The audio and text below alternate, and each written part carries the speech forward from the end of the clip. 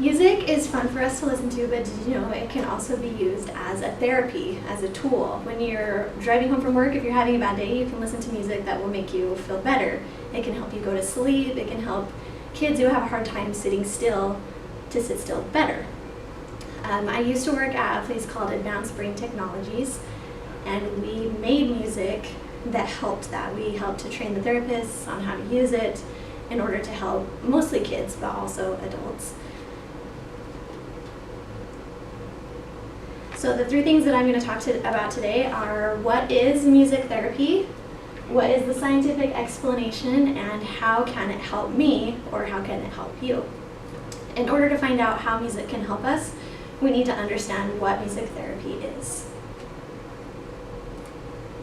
The best definition that I found was on musictherapy.org, and they said that it is the use of music to accomplish goals. I think that pretty much explains it. It's used in many health professions, occupational therapy, physical therapy, speech therapy, and it can also be used in rehabilitation, especially with older adults who maybe have had a stroke and are trying to get back to where they used to be. The history of music therapy is really interesting.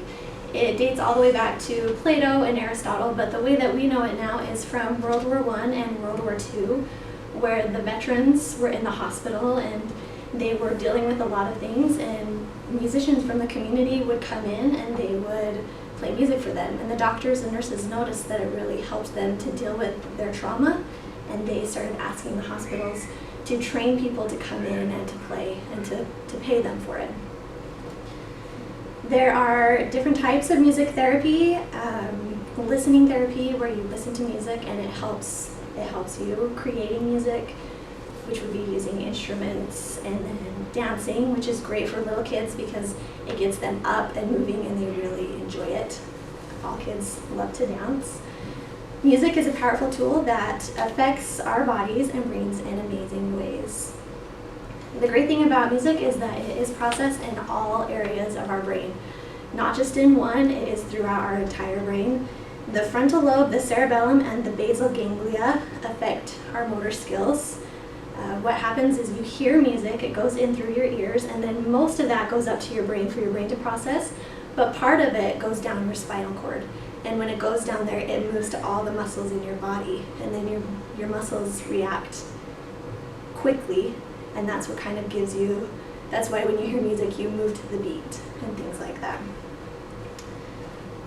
The frontal, temporal, and parietal lobe affect speech, and we've learned that speech is really close to singing. So if you have a child who has a hard time talking, they tell you to teach them to sing, to teach them music, because that helps them a lot. The limbic system, the frontal lobe, affect social, emotional, and behavior. Music also enhances brain function. The listening program, which is the program that we developed where I used to work at Advanced Brain Technologies, is great. A lot of therapists use it. It lasts 15 minutes. You're supposed to listen 15 minutes each day. It has 3 tracks. So we have the first track, which is an introduction, the middle track, which is where all the therapy happens, and then the final track, which is kind of a cool down for your brain. And I brought an example of that to play. If you listen, there will be kind of glitches and a lot of differences in the music.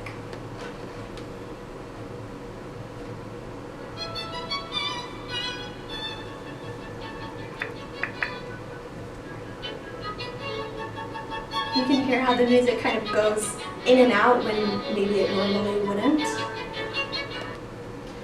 And what that does is it helps your brain to try to bridge the gap that creates in the music, and so it builds synapses in your brain that weren't there before. Music is also healing. On brainhq.com, I found some great examples of how music can be healing. It has emotional connections. We know that music is connected very closely to our emotions. When you hear it, you feel all different kinds of emotions. It helps with memories. So if there is someone who is having a hard time with their memory, you can play specific songs that will help them remember things better.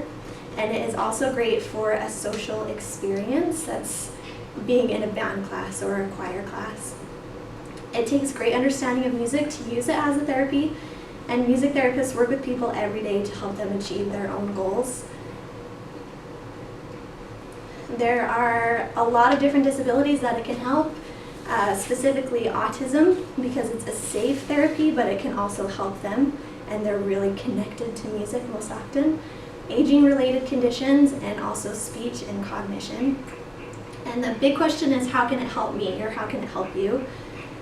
Our brain waves work a little bit differently, so if you hear a song, if it has a good beat and it's strong and fast, it can help you to concentrate. If it's slow and deep, it can help you to relax. Especially if you have a hard time sleeping, that is great to help you to relax. It helps your body relax, it helps your brain relax. It can help with stress relief, so if you are really stressed out, you can listen to those same deep tones that will help you to calm down. And it has a lot of health benefits.